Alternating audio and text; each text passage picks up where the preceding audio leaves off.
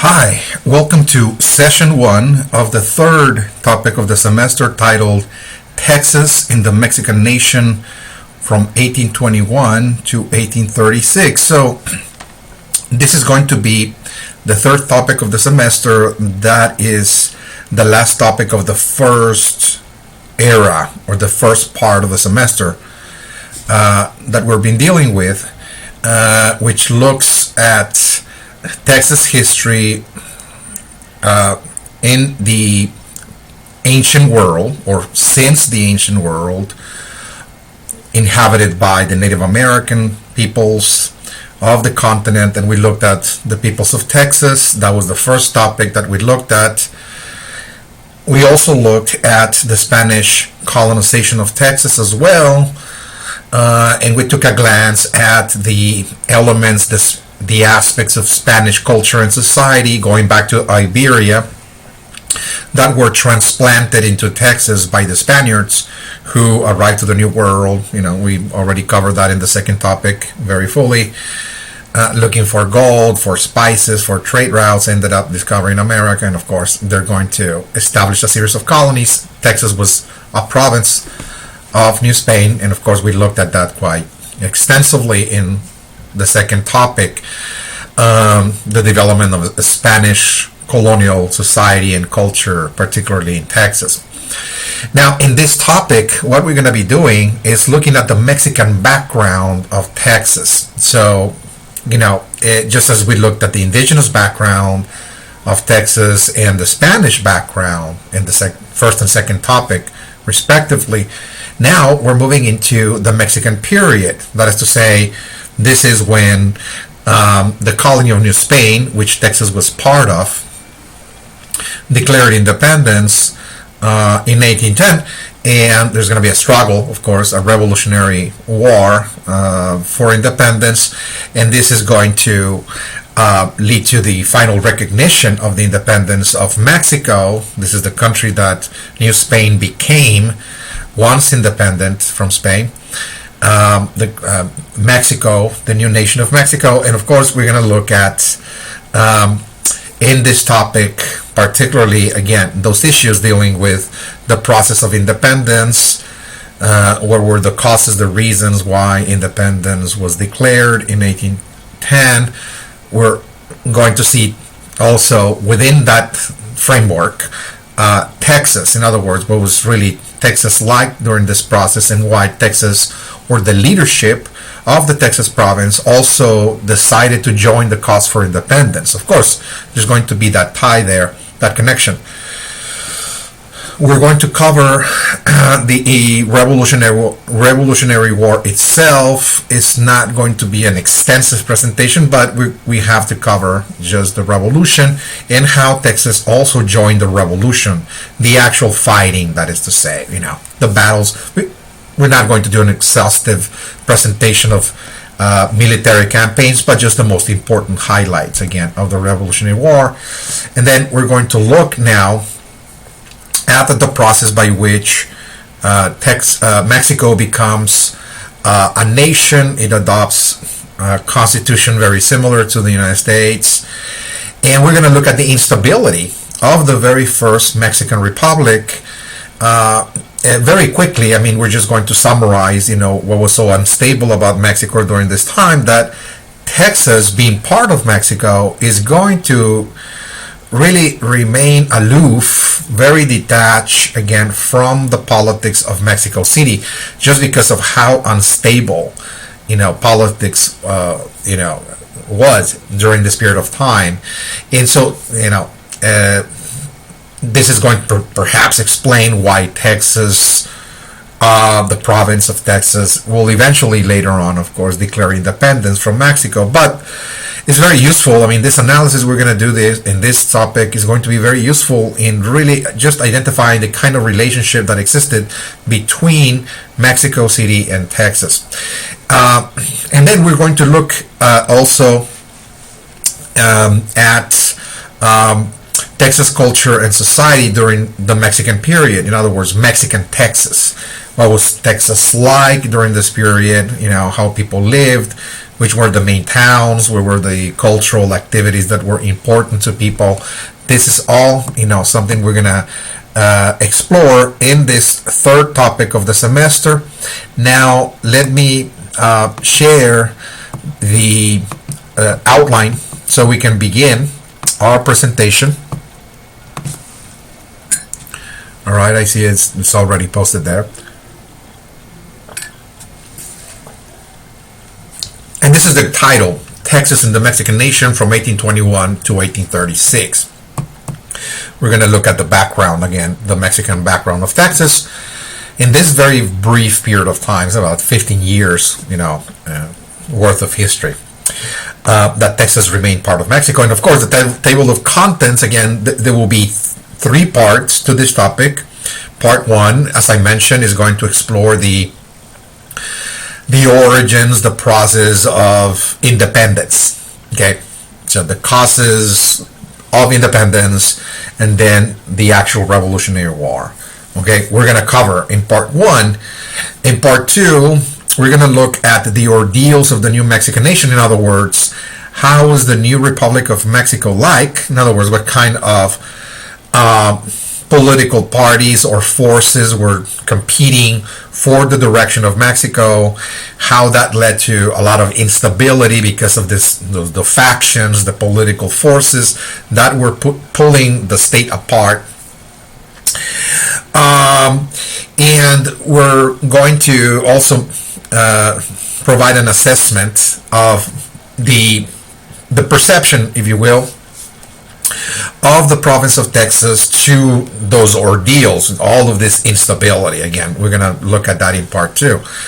In part 3, Mexican Texas, as I mentioned just at the beginning of this video presentation, is that we're going to look at Mexican Texas. That is to say, part 3 is going to look at Texas itself, Texas society, Texas culture. We're going to look at how people lived, etc. Again, in part 3. Now, before I begin, it is very important to note that for this particular topic, Texas in the Mexican nation, there will be at the very end of the presentation a series of key terms that you will need to study for the second exam. In other words, this topic is not going to contain any questions per se, but rather part 2 of the first exam, which is the key term section, is going to come from the key terms extracted from this third topic. So if you're wondering, can at least we know the topics, or not the topics, I'm sorry, but can we know the key terms before we finish? And indeed, the key terms that will appear on the exam that are posted at the very end of this outline is really the table of contents. It's part 1, part 2, and part 3. Each one of those parts constitute a key term. So just to let you know, when you are going to be writing, the answer of the key term, trying to identify and fully describe what the key term is, I expect that you're going to provide an in-depth, detailed elaboration about, for example, the independence from Spain. If you're going to see that on the exam, well, you will have to pretty much get into the multiple factors that came together for the independence movement and, of course, the Revolutionary War. So again, it's not really a simple answer that I'm expecting, but rather, a very detailed, in-depth, really elaboration, on that key term. Okay, just to let you know that, this is what is expected, in other words. All right, so let's move forward with initiating part 1, independence from Spain. So again, this is the first part, but it's also one of the key terms of the first exam. So, in order to get into the independence itself, we're going to provide a historical background of the independence movement. That is to say, well, we're going to assess the causes, the origins. We're not just going to move forward and look at, for example, 1810, when independence was declared finally in 1810. So we need background. In other words, okay, so what was really going on in New Spain? Again, this is one of the 4 colonies of Spain, which Texas was part of. Texas was a province of New Spain. So it's very important to understand, again, what was really going on in New Spain that led to the independence movement. So so it's important, and you're going to see that, each and every topic that I cover is going to start in this fashion, in that a background has to be provided in order to understand the actual historical era or the historical event that we're looking at.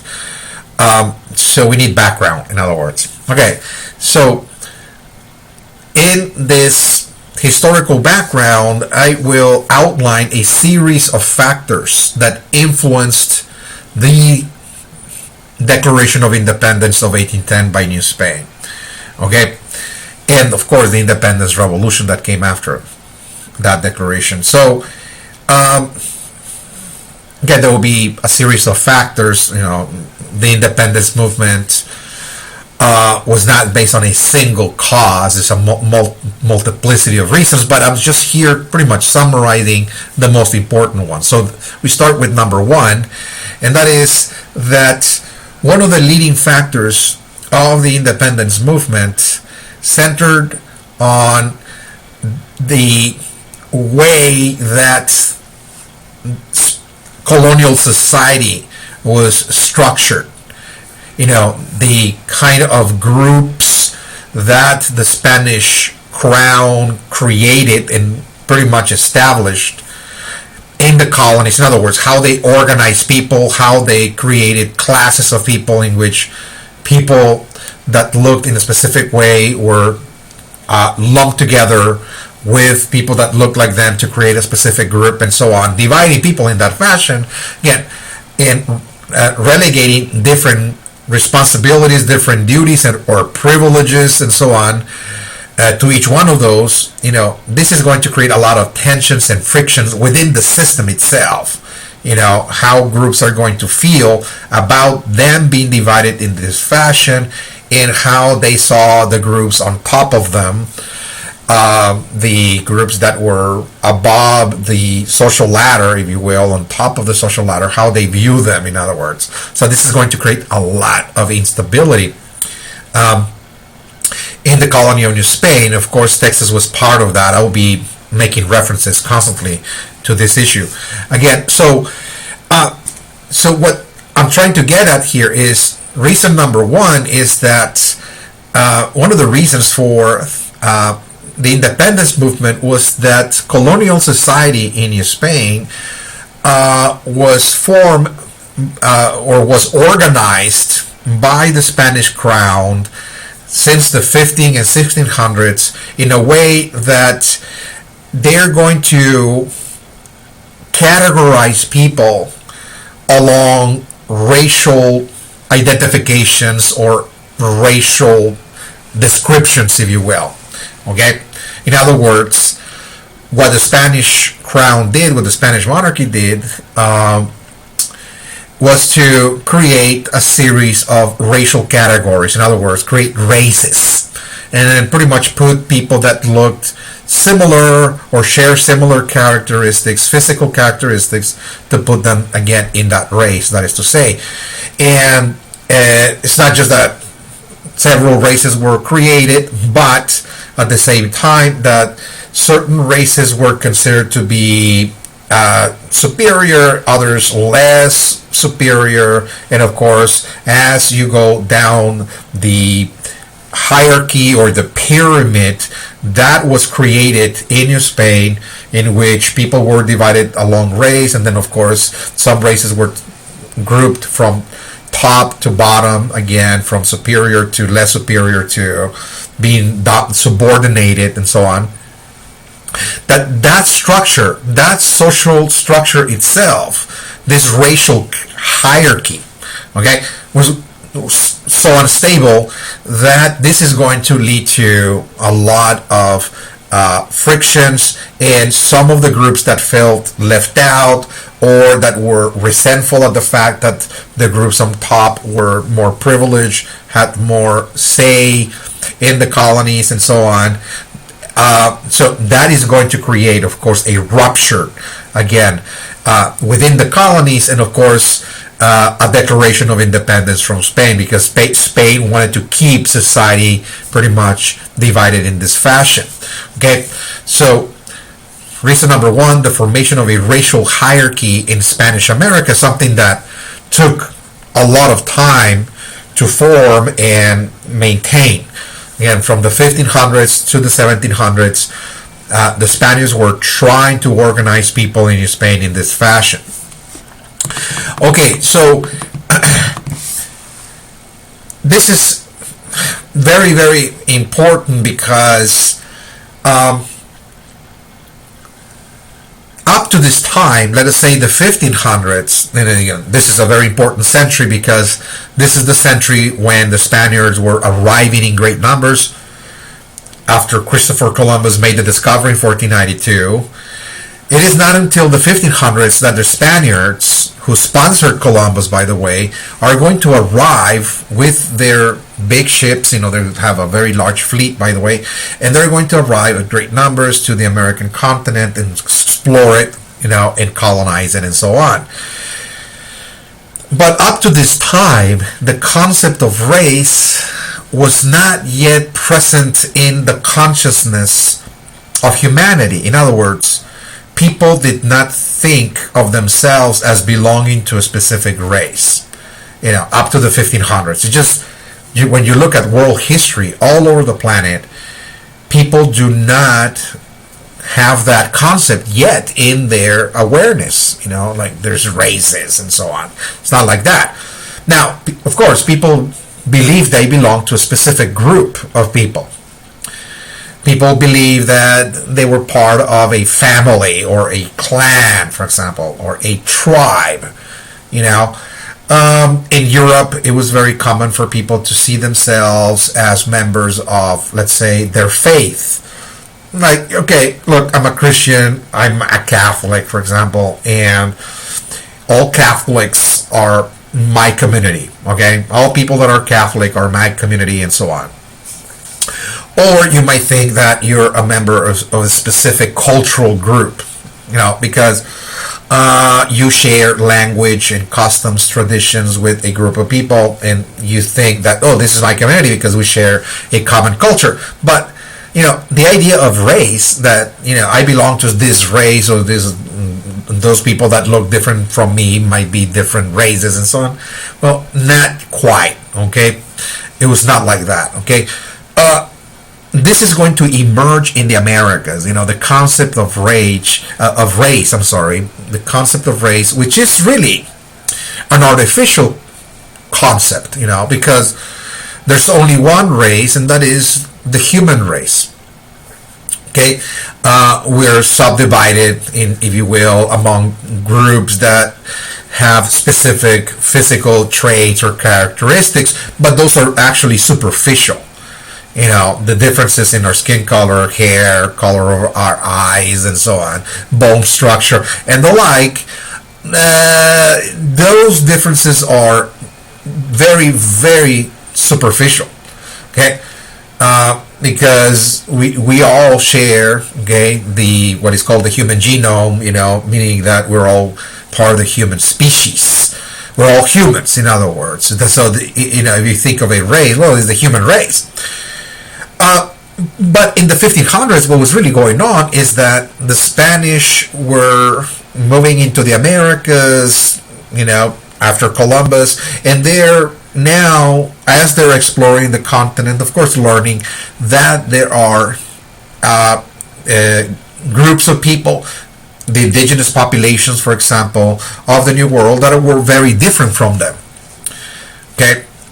And even within the indigenous population, you know, there are significant differences between the Native Americans, if you will, that live, let's say, in central Mexico, from those that live in the Yucatan Peninsula, or in North America, or in South America. Again, there's significant differences, as well. But when the Spaniards arrived, what they saw is that, well, the people that live here share similar characteristics. But at the same time, the Portuguese, other Europeans, were also moving into Africa, and they arrived to the continent of Africa in the 1400s, and began trading with them. And of course, Europeans through the Portuguese are also going to learn about the peoples of Africa. They look different from the Europeans. The African peoples look different from the Native Americans. And in the 1500s, also, the Portuguese made their way to Asia. They arrived in the late 1400s. In the late 1400s, the Portuguese arrived to India, and in the 1500s, they arrived to Asia, particularly China, again, to engage in trade and commerce and so on and so forth. So what was really going on then, since the 1500s, is that the peoples of the world were encountering each other. This is why this age was termed, and is still, again, termed as the Age of Encounters. The peoples of the world, the different peoples of the world, whether we're talking about the peoples in Asia and Africa, Europe, the Middle East, America, and so on, are encountering one another on a much faster rate and pace than ever before. They're learning from each other, and so on and so forth. Okay, so now, if we also take into account the fact that the Portuguese and the Spaniards are also going to bring millions of African slaves to the New World in order to work in their plantations. So this is going to add to the mix, if you will, of different groups of people that are interacting, close together, close to one another on a day-to-day basis in the colonies of Spain, for example. And of course, the colony of Portugal is in South America. It's called Brazil as well. So there are, of course, now, again, in the colonies, different groups of people that are constantly in contact, in constant interaction with each other. On one hand, we got the Spaniards, of course, we got the Native Americans, and now, of course, the presence of African slaves. Again, so it seems that the colonies were starting to get very diverse in that fashion, if you will. So this is where the issue is going to come in for the Spanish crown. The Spanish crown is learning that, well, we have established a series of colonies across the Atlantic in the New World, and there seems to be, in those colonies, people living, of course, who come from Spain. Okay, there's gonna be people that are Spaniards, either because they moved from Spain to the colony, or there will be people that are Spaniards being born in those colonies. In other words, there's gonna be Spaniards. In other words, one group of people, the Spaniards, the Spanish-born, or the those born in the colony. But nonetheless, of course, there's going to be also the Native Americans, and there's going to be the African slaves as well. So the Spanish monarchy arrived to the conclusion that the best way to organize the society, in order to the colony to be closer to the mother country. In other words, how can we draw the colony closer and closer to the mother country, to tie it as closely together to the mother country, so that colony will continue to be part of Spain for many decades and perhaps several centuries or more. Okay, so the Spanish crown, the Spanish monarchy, believed that the best way to do that, the best way to accomplish that, was by organizing the society along races, Why? Well, because the Spanish crown believed that if you divide people along races, for example, well, the Spanish residents or settlers of those colonies that were born in Spain and that the king itself chose as the personal representatives of the king to govern the colonies, that, well, the leaders of those colonies are going to be loyal to the king because they were sent by the king. Those are actually Spaniards, born in Spain and so on. That's how it all started. They said, well, we just need to make sure that Spaniards born in Spain and those sent by the king are going to be on top of society. So we have to create the concept of races, in other words, that, well, the Spaniards born in Spain, sent by the king, are actually a separate race, for example. And they're going to go down the list, of course, organizing those races from top to bottom in that fashion. And so again, this is how the Spanish introduced what is now known through this system of a racial division of people and placing them from top to bottom in that fashion. This is what is called a caste system. Okay?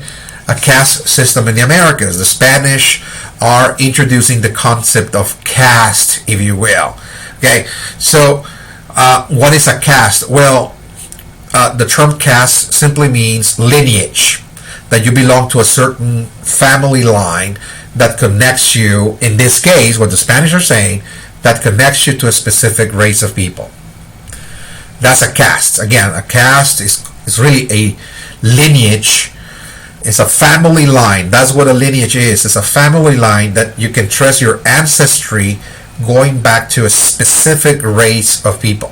In other words, so you belong to this race because you were born into it. Okay, you belong to this caste. In other words, whatever the label, the name of the caste is.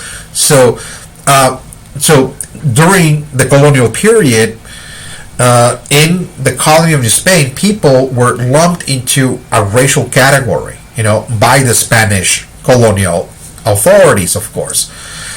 That's how they started labeling people. Okay, so whether you're, Spaniard or Indian or, African, etc., those were actually racial categories. And the reason to do that the Spanish crown did that was to award certain rights or privileges for, let's say, the top races that were going to be the leaders of the colony, or for making certain groups of people actually comply, with, let's say, providing taxes or providing, tribute in the form of, in the form of labor, or providing, resources and so on, to their superiors. In other words, that every single race in the system is going to have a different position. They're going to have different entitlements, different duties, different responsibilities, and they're going to provide a specific economic benefit or function to the Spanish crown. Each one of them is going to have a different labor obligation, different kind of work that they're going to provide for the colony. Okay? Every race is going to perform a specific kind of work, in other words, that is different from the ones performed by the other racial groups. It's a racial division of labor. In other words, a racial division of labor. So, what the Spanish did, as a matter of fact, by doing this, by organizing people along race and so on, putting them on a pyramid, and pretty much making each specific racial group, contribute something economically to Spain, the mother country, or the monarchy again, that in reality, what this did was to create an aristocratic society in the colony. In other words, they pretty much created an aristocratic society. So you might be perhaps questioning, what is an aristocratic society? So an aristocratic society is one in which the social standing or the social position of an individual is determined by birth. That's what an aristocratic society. In other words, that where you stand in society, who you are, and in the social ladder, whether you're part of the lower groups or middle groups or upper groups, doesn't matter, is that your standing, your position in this society is determined by your birth. In other words, were you born of parents that were indigenous? Well, if they were indigenous, that means that in this society you have inherited that label, and that you will remain indigenous, and that the things that are expected from you are XYZ. This is what an indigenous person has to do. This kind of work, this is your responsibility, your duties, to the crown, and so on. If you were born, let's say, in Spain, that's your station, that's your position in society. You're full-blown Spaniard, and you are going to be the leader, in other words, in the colony again. So that's an aristocratic society. That's what it is. Creating different castes in New Spain was very strategic for the Spanish crown, believing that, well, we need to make sure that people remain pretty much separated in different racial, categories and so on. Perhaps what you're trying to do is, prevent alliances, between people and so on. But also making sure that the leaders of society were those that were actually considered part of a caste that was the superior caste because they were born in Spain, in other words. So why this is important is because you want to make sure that the leaders are loyal again to Spain, people born in Spain, in other words. Okay, so let us look at some of those castes one by one. So it's not just enough to understand again the framework as to what was done in terms of, people were divided in different castes. Now, of course, that's important, but now we have to look at which castes were created, which castes were the ones placed on the very top and those that were below and so on. Who were those peoples, in other words? This is going to enable us to pretty much fully understand, how colonial society was structured and why this is going to lead to a lot of problems, as we approach the 1700s, particularly the late 1700s. Okay, so the top caste, the upper caste, the one at the very top of the social pyramid, were the peninsulares, as they were called. That's the label of this racial category. If you were labeled a peninsular in New Spain, meant that you belong to a caste or a lineage, a family line that goes back to a specific racial group. And the peninsulares believe that they belong to a specific racial group because they can trace their ancestors back to Spain, to noble families. In other words, their ancestors were part of the Spanish nobility. Those were landowners, very closely tied to the kings of Spain, that in many cases served the different kings or monarchs of Spain in different times, fought for them and so on. They were very loyal, and because they were very loyal, they enjoyed the status of being, of course, part of the nobility, the land-owning class, in other words, of Spain.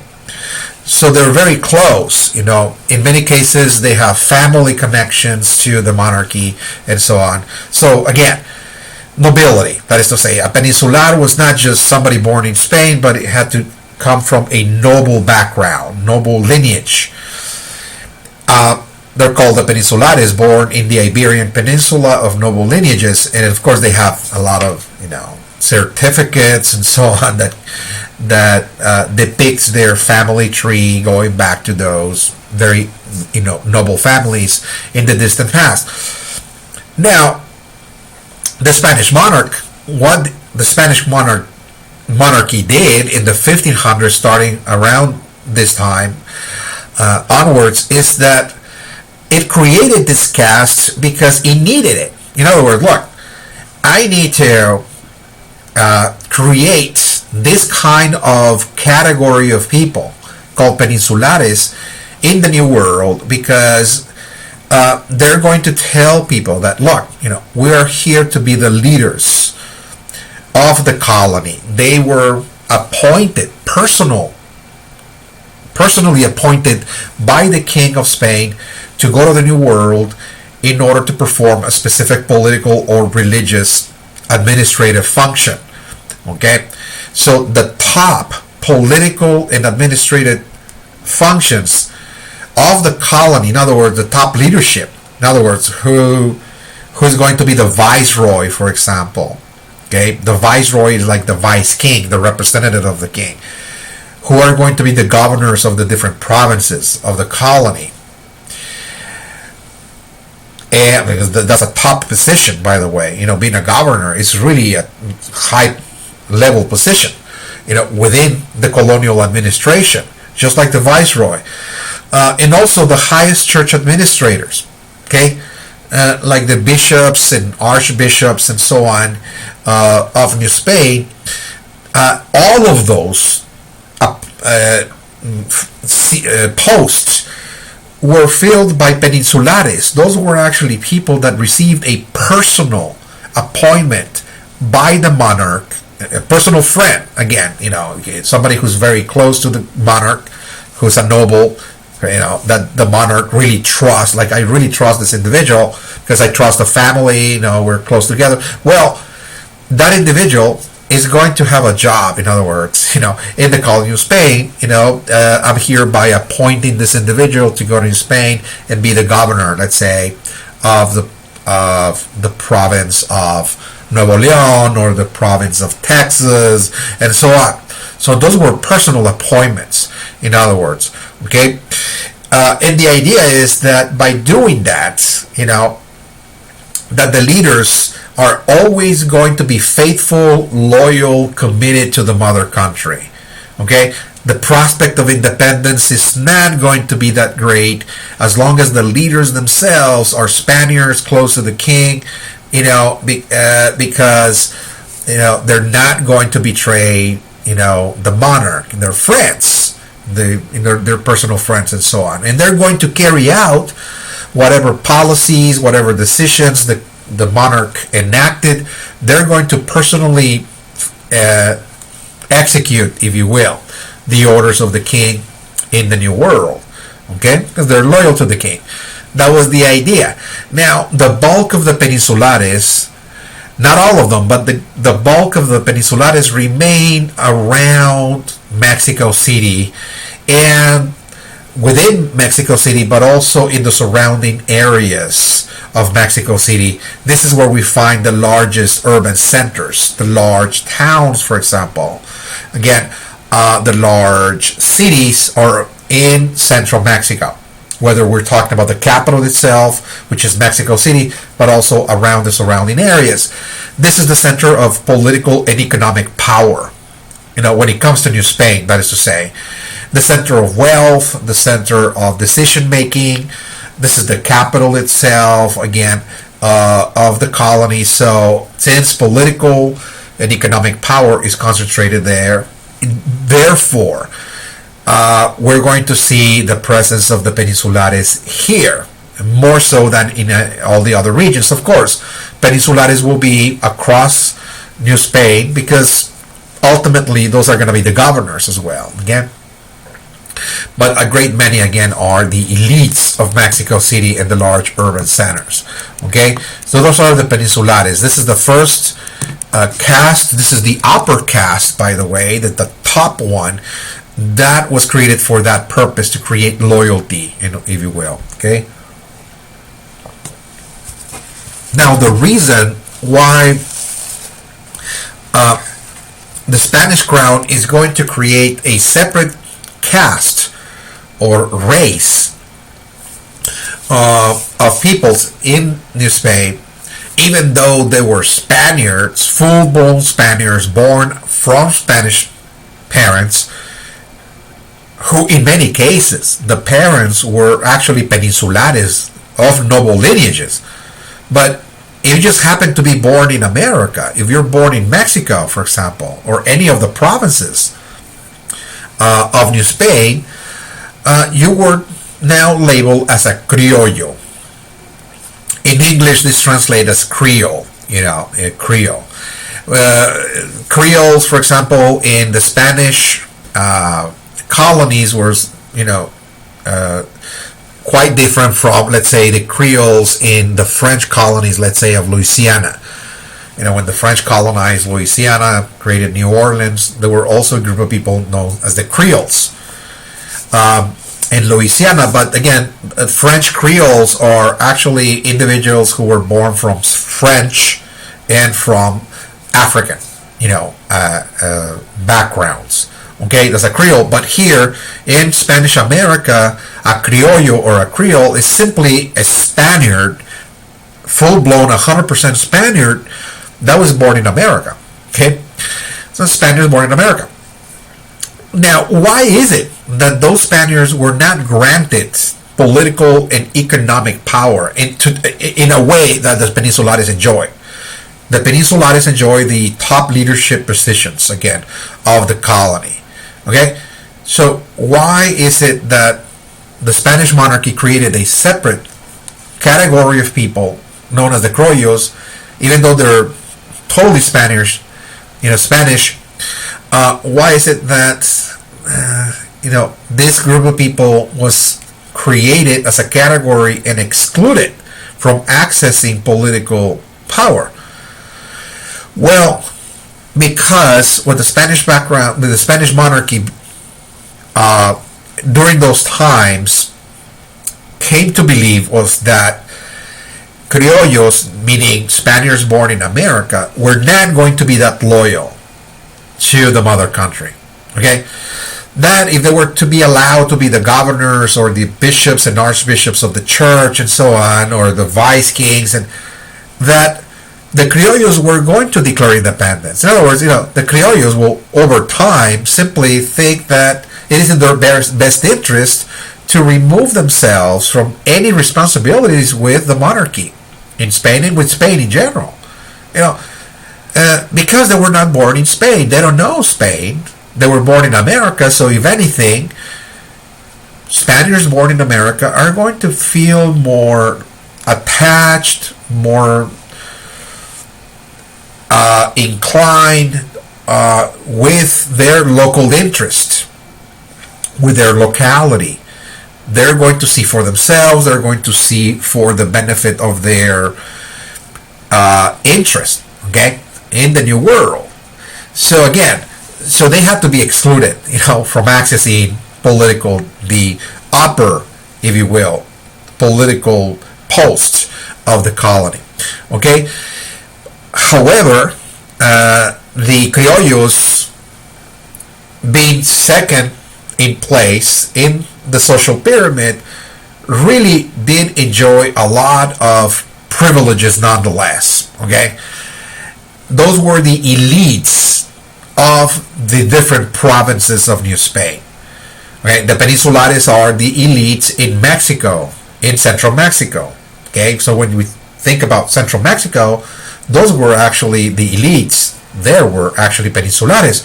But once you move into the different provinces, like Texas, for example, and so on, in different provinces, the elites, that is to say, the leaders, those that are actually heading the different towns and so on, of the different provinces, are actually the criollos. They're the provincial elites.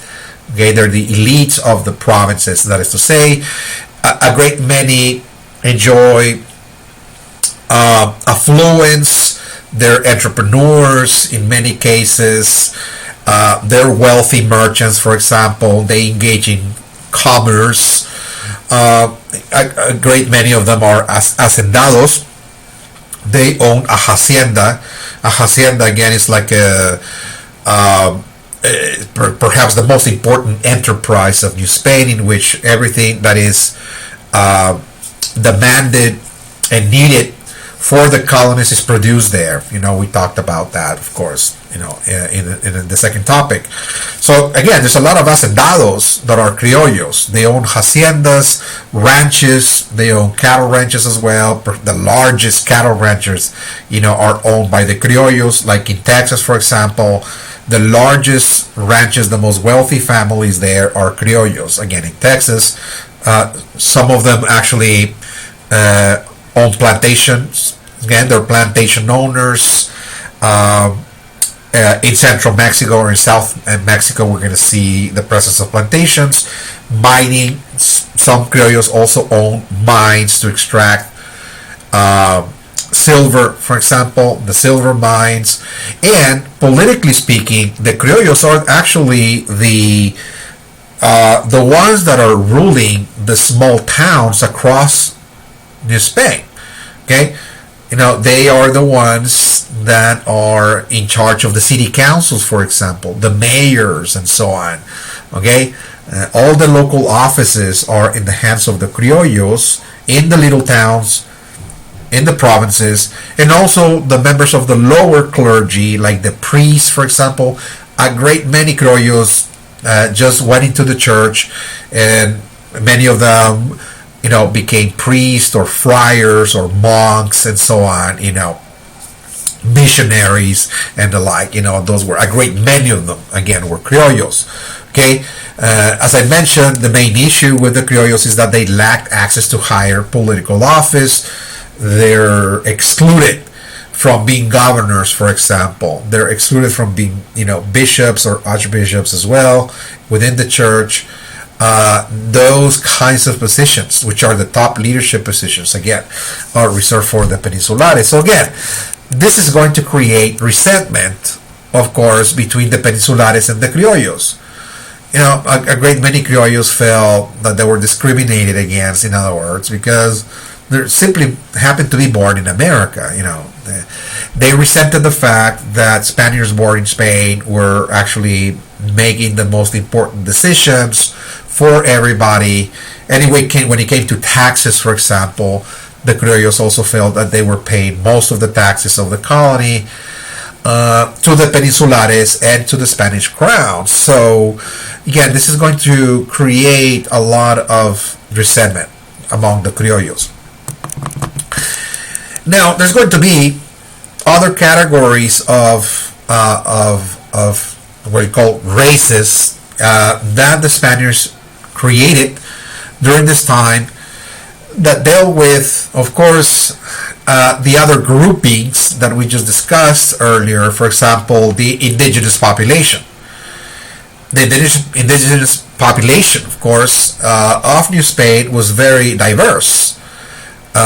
There were over 100 different ethnic groups that inhabited just the region of what today we call Mexico and the American Southwest, from Texas to California, all of the northern provinces, if you will, of New Spain, which Texas was part of.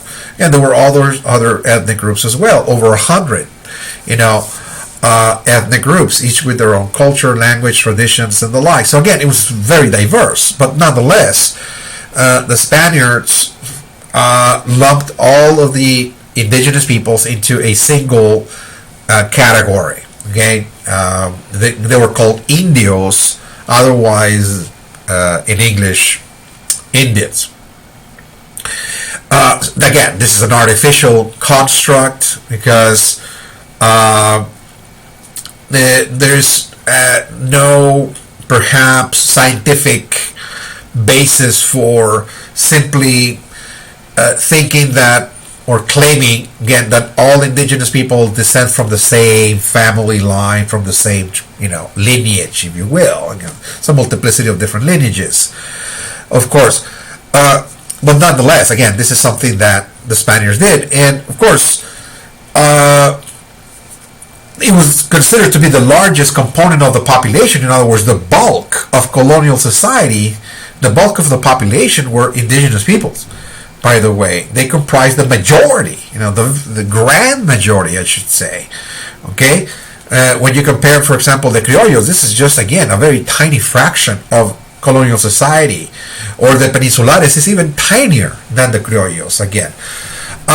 So, now, why is it that the Spaniards created this category called Indios or Indians? Is precisely, again, to make sure that indigenous peoples were going to provide or play, let's say, a specific function for the Spanish Empire. They're going to provide a specific economic contribution.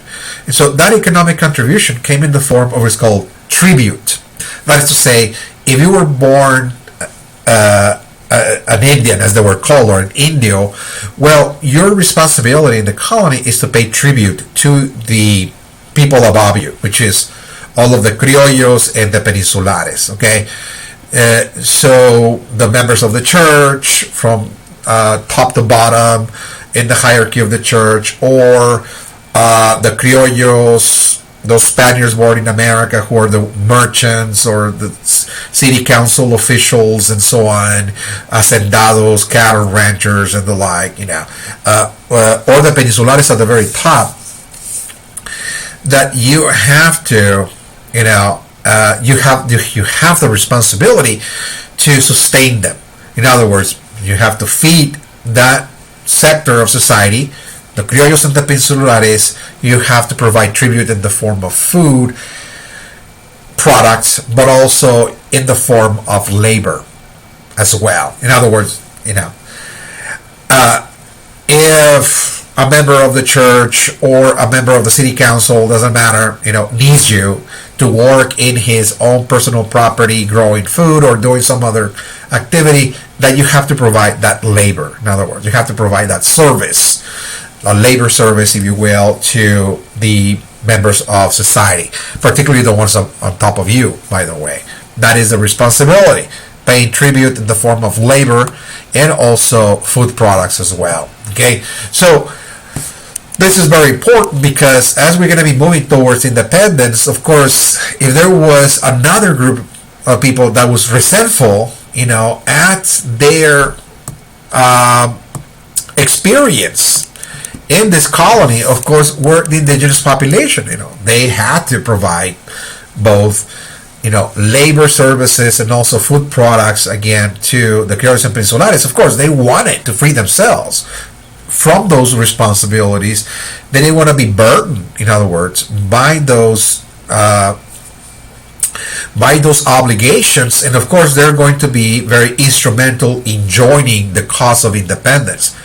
The criollos, as we'll see, are going to be the leaders of independence. They're going to rally the masses for independence, and in many cases, particularly in central Mexico, the indigenous population, of course, attended the call to arms by the criollos, who were also resentful at the peninsulares and the Spanish crown. And we're going to see, of course, alliances being formed by the criollos, the Indians, and of course, not only the Indians participated in the independence movement, but also the mestizos.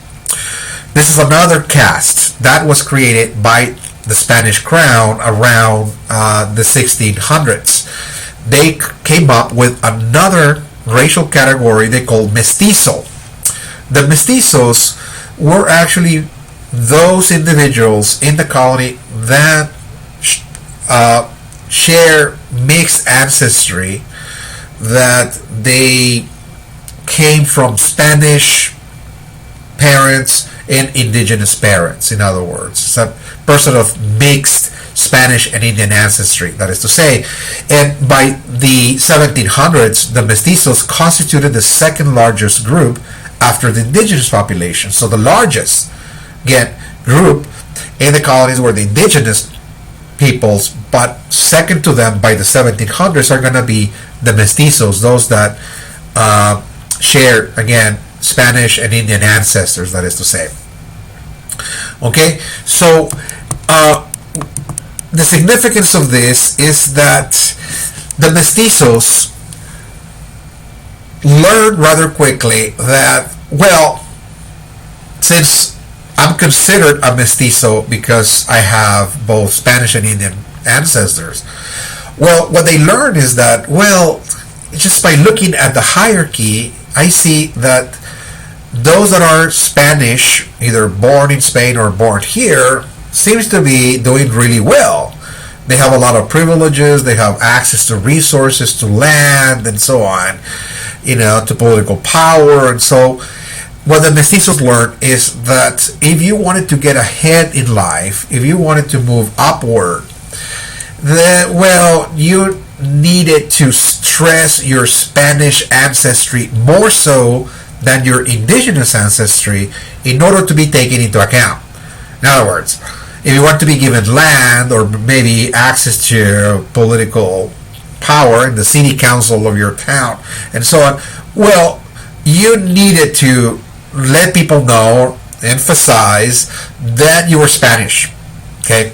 Perhaps even deny your Indian background as much as possible by stressing perhaps a family name, that you belong to this family, whatever it is, because this is how you were attempting to get ahead in life. Again, so in Texas, we're going to see a growing number of mestizos. That is to say, in the province of Texas, what we see, of course, are very wealthy families, undeniably, that are involved in the cattle ranching business. They own the largest cattle ranches of Texas and so on, very wealthy and so on. Those are the criollos. But below them, again, are also hundreds of small size cattle ranches owned by mestizos. Those are actually people who have mixed background, of course, but who in many cases are trying to get ahead in life by simply stressing more so their Spanish background to be taken into account, that it was more honorable, more respected, and so on, in order to actually become part of perhaps an elite, if you will, in the province of Texas. Okay, so this is a very interesting, again, case in point in the province of Texas, is that cattle ranching is going to be central, to the economy of the province. Those that had the largest ranches were considered to be the wealthiest, of course, but individuals who own small size or medium size ranches were mestizos who also associated themselves more so with their Spanish names, their Spanish last names, and so on, so this is again an issue. Now, okay, so we still have some time here. Okay, so there are, of course, another cast I just want to mention. Of course, there was a multiplicity of different casts, but I'm just here just kind of pointing out the most important casts who are going to play a role in the independence process. In this case, again, the African slaves were also in Spanish America, in particularly again in the colony of Spain. We're going to see the creation of another racial category, which were considered the members of the slave population. So, of course, the Spanish introduced slavery into the colony of Spain by simply importing African slaves. In other words, there was a slave trade during that time. The Portuguese were dominating the slave trade in the 14 and 1500s, and this created, of course, a market, a demand, for slaves to be used for labor by the different European empires that were coming to the New World to establish colonies and so on. And the Spaniards, of course, participating in that, and introduced also African slaves into different areas of New Spain, particularly south of Mexico and parts of Central America as well. Not to mention the entire Caribbean, of course, islands. All of the Caribbean islands were in possession of Spain in the 1500s, and this is one of the reasons why we're going to see, again, also the presence of people of African backgrounds in the Caribbean as well. But since the Spanish were using, of course, at that time, African slaves to supply the labor in their plantations, particularly sugar plantations, also tobacco as well, but mainly sugar. Well, since sugar could not be grown, again, at least in the places where the Spanish were establishing a presence in Texas, well, during this time, we're not going to see any plantations per se in Texas. So therefore, there will be a limited presence of African slaves in Texas, particularly East Texas. Of course, slavery will arrive much later to Texas, particularly East Texas. We're talking about the 1820s, the 1830s, and 40s, and beyond. Of course, we're going to see the introduction of African slaves, but that's going to be, of course, much later. We're going to get there eventually to look at that issue.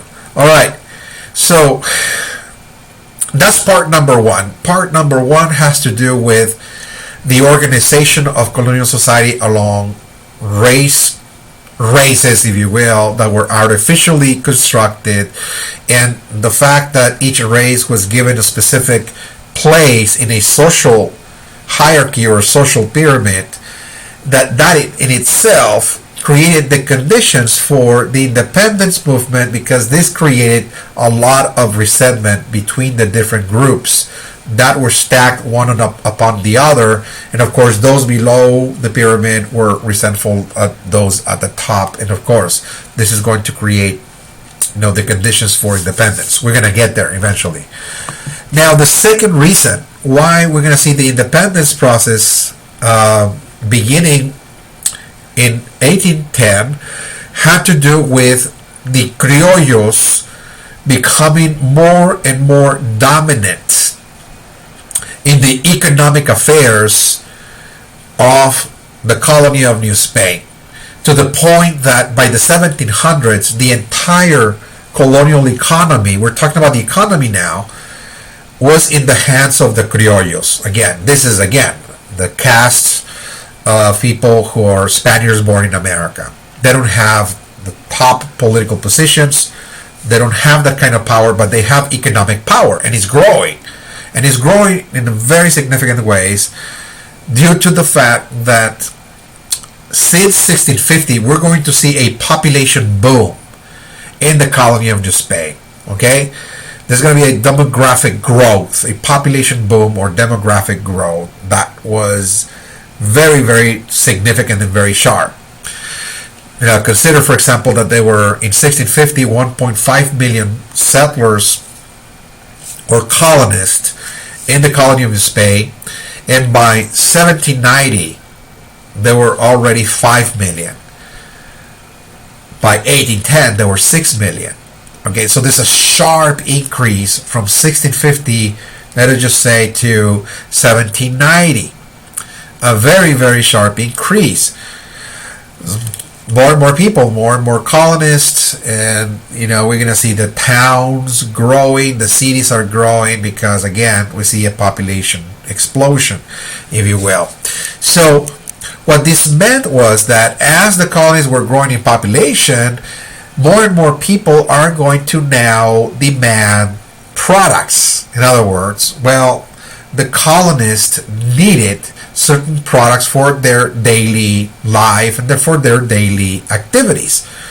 Ultimately, who's going to feed the growing population? The population is growing, so they need to eat, in other words. So there's going to be a demand of food products, more and more people demanding things like beef or grain, vegetables, etc.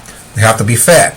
In other words, they're demanding clothing items, clothing and shoes, hats, coats, and the like. Again, there's the demand for textiles, clothing, and so on. There's a demand for tools. People engage in different working activities and so on, in which tools are needed, different kinds of tools and so on. Well, we need that as well. Who's going to provide that? Who's going to produce it?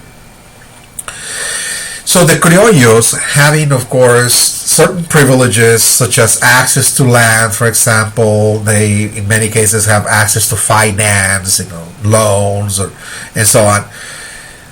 Well, they're going to then become the producers of the colony. They're going to actually fill the gap in the colonies to become those that are going to generate everything that the colonies require. Okay, they're going to be in charge of domestic production.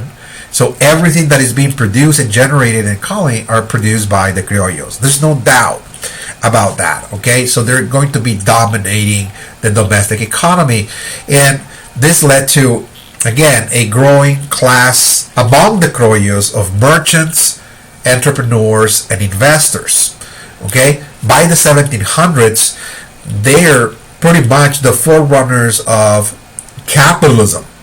Okay, in New Spain, this is the beginning of capitalism, pretty much in New Spain, meaning that this is the beginning of an economic system geared towards the production of goods and services that are in great demand, and people are investing in enterprises. They're actually creating new industries or just new enterprises, again, that are intended to create all of the consumer goods that are needed and required for the colonists, and this is going to generate a lot of profits, a lot of wealth, of course, by those that are going to be creating those enterprises. So this is why we're going to see, of course, more and more the criollos becoming very prominent merchants in the colonies, in the colony of Spain, in the different provinces. They're going to be the entrepreneurs, pretty much creating new enterprises, and some of them actually investing money or loaning money. Again, they're going to actually invest in things like finance and create local banks in order to supply loans, again, to those individuals that want to open up a new industry or a new, enterprise. Now, we're not talking about the kind of industries that we're looking at, let's say, in the Industrial Revolution of Great Britain. It's not like that, but the colonies moving towards this capitalist system gradually, slowly but surely, is moving in this direction. And the criollos, again, they're the capitalist class. In other words, they're the entrepreneurs. They're making this thing, this leap possible. That is to say, okay. So the market, pretty much, of the colonies geared now towards the domestic consumption of goods. That is to say, this is how the colony is beginning to thrive, is becoming very, very dynamic, and the reason for that is because, there's a population boom, more enterprises to fulfill the needs of the population. That is to say, okay? So as I mentioned, again, it's mainly enterprises that are creating food, textiles, and commodities. So, therefore, the main enterprises that are proliferating, hundreds of them across the colony of New Spain in all of the provinces, including Texas, are things like haciendas, for example. We're going to see the creation of more and more haciendas. It's like a little factory in which people grow food. They engage in cattle ranching as well, and also they engage in textile manufacturing in many cases, or making, artwork or tools and so on. Again, it's like a little factory. It provides pretty much everything. Ranchos or cattle ranches as well, particularly in Texas, we're going to see an explosion in the 1700s of new cattle ranches, precisely because there's going to be a growing demand for beef, particularly in the provinces south of Texas. Okay, so we're going to see in Texas, the cattle ranchers are still, again, many of them are criollos, but also the mestizos. As I mentioned, there's a lot of mestizos that own mid-size or small-size kind of cattle ranches, and they see this as a great commercial opportunity. That, well, there's a growing demand for beef in Mexico, whether it's Mexico City or south of Texas, again, in the upper provinces of Mexico City and so on. Well, we can drive cattle there. Okay, we can graze more cattle, grow it, and so on, and then actually drive it to the great cattle markets, in Mexico. So this is growing. There's also local businesses because people need services. like for example, you need a haircut, a barber shop, for example, and so on, a little eatery where people can eat and so on. So there's a lot of local businesses as well that are growing. And grocery stores, etc., convenience stores that are small, owned by perhaps a family in order to sell products and so on. There's a lot of those local businesses again booming as well, and independent producers once again.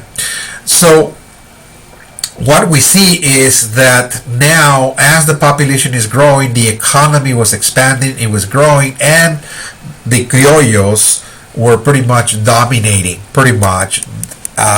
this economy.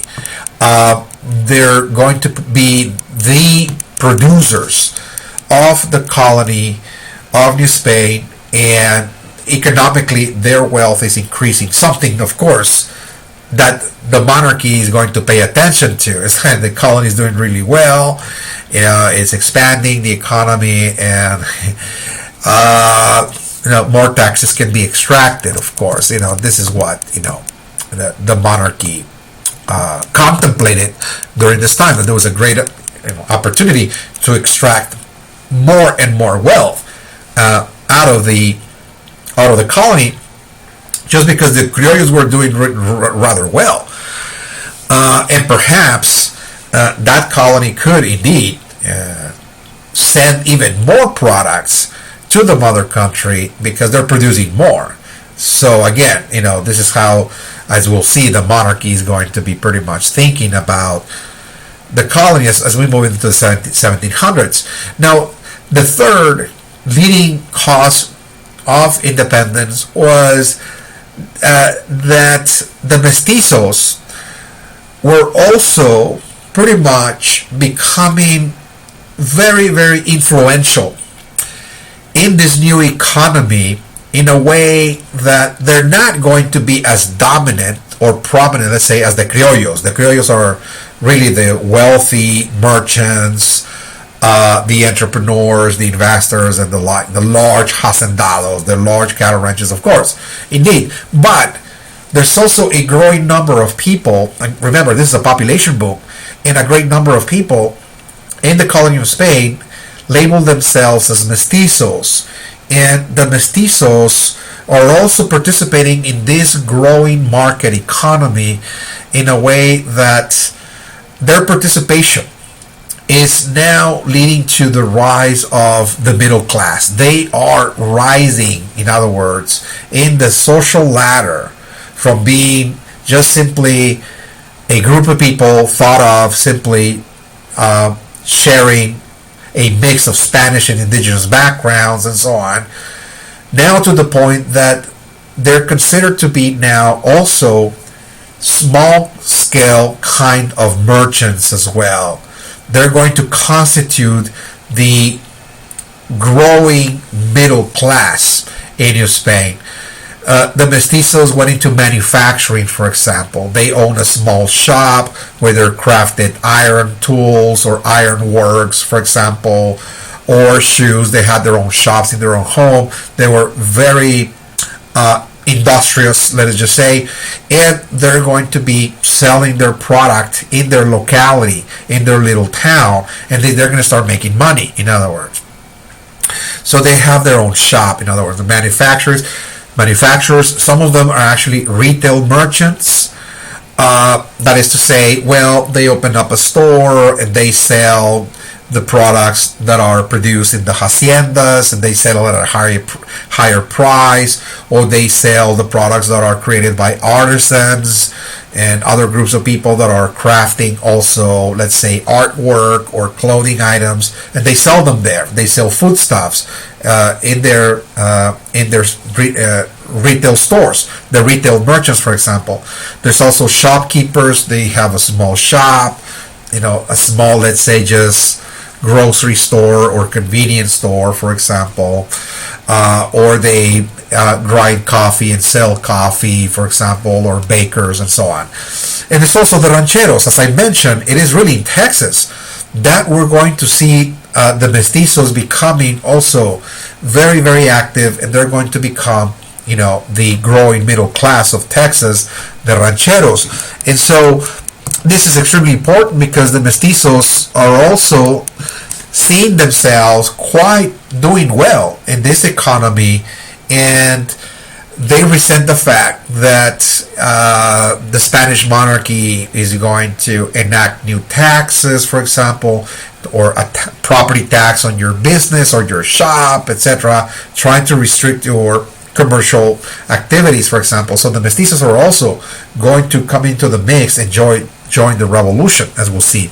Now, the fourth reason why we're going to see the independence declared in 1810 has to do with a series of changes that were brought about by a new dynasty that is now ruling Spain in the early 1700s. There's going to be a new family, a new dynasty, who are French, the Bourbons as they were called, who are going to come in to rule Spain, and they're going to institute a series of reforms to really reform the Spanish Empire and modernize it and make it more profitable. That is to say, more productive, more profitable, because they believed that the previous rulers, the royal house that was in charge in the past was, pretty much not taken care of. In other words, the colonies in America, that they were ill administered, not handled well economically. The finances were all upside down, and so the Bourbons believed that, we could indeed extract more wealth from those colonies only if we reform, the empire. That is to say, we need to bring about a series of changes and reforms that will make the empire more profitable, more productive. So what were those policies, those new reforms? Those were called the Bourbon reforms.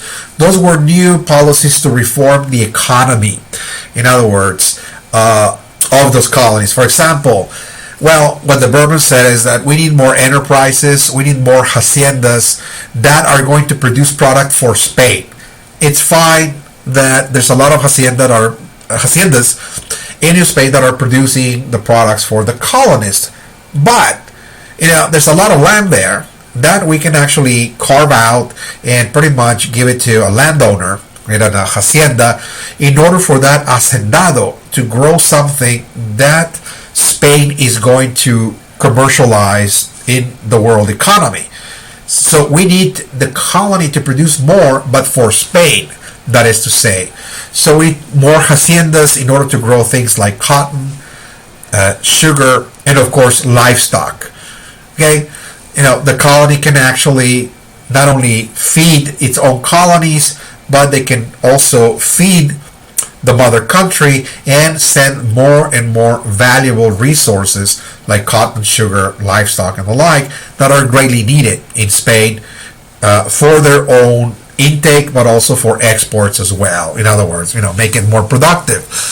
In order to do that, the Bourbons believed that it was necessary to privatize Indian lands. Like, look, the indigenous peoples hold a lot of land.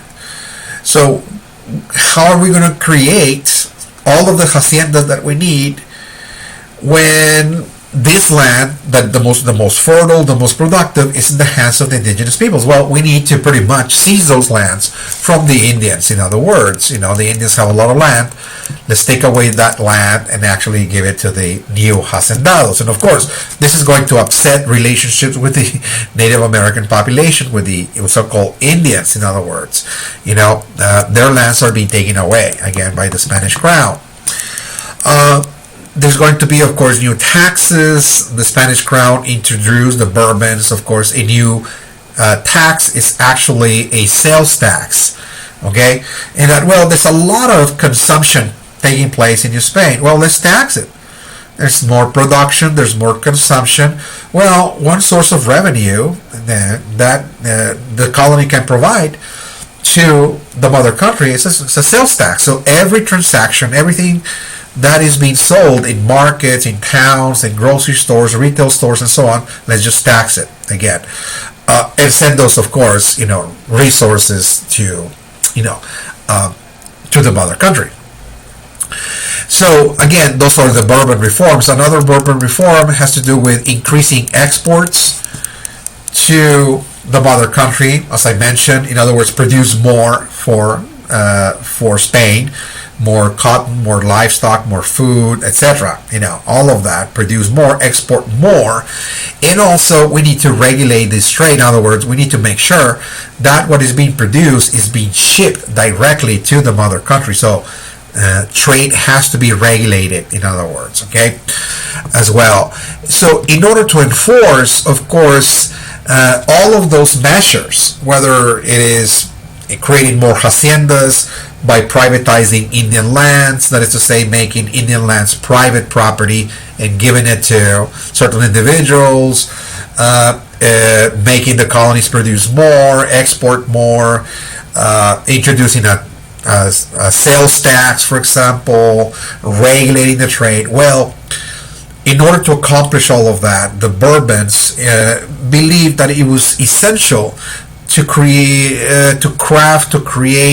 a group of administrators, otherwise known as the intendentes, or the intendants as they were called, that will be sent. Those are actually Spaniards or peninsulares, again, that are known as the intendentes, the supervisors, that is to say, that are going to be sent to the colony of New Spain in order to enforce all of those laws, to supervise the implementation of the sales tax and the privatization of Indian lands, the regulation of foreign trade, and so on, and make sure that all of those policies are followed and they're executed as well. Again, the intendentes. So again, in the 1700s, there's going to be now the growing presence of those individuals, in New Spain, whether it's Texas or it's in Mexico City and so on.